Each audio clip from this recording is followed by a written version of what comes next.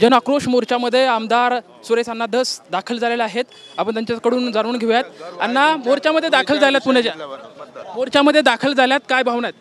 अजून नाही दाखल झालो, मोर्चा पुढे चालू।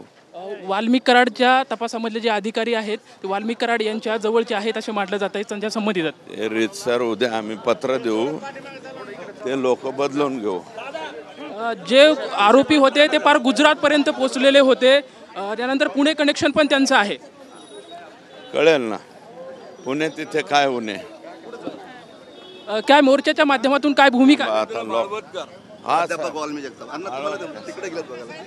आपण पाहतोय? सध्या सुरेश अण्णा धस हे पुण्यामधल्या जन आक्रोश मोर्चामध्ये दाखल होण्यासाठी पुण्यामध्ये दाखल झालेले आहेत आणि थोड्याच वेळामध्ये ते जन आक्रोश मोर्चामध्ये सामील होणार आहेत। कॅमेरामॅन मोहम्मद आदिल सोबत लक्ष्मण जाधव, TV9 मराठी, पुणे।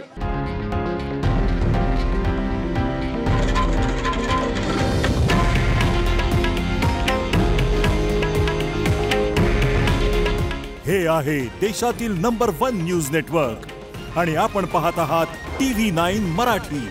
काळजी तुमची, हित महाराष्ट्राचं।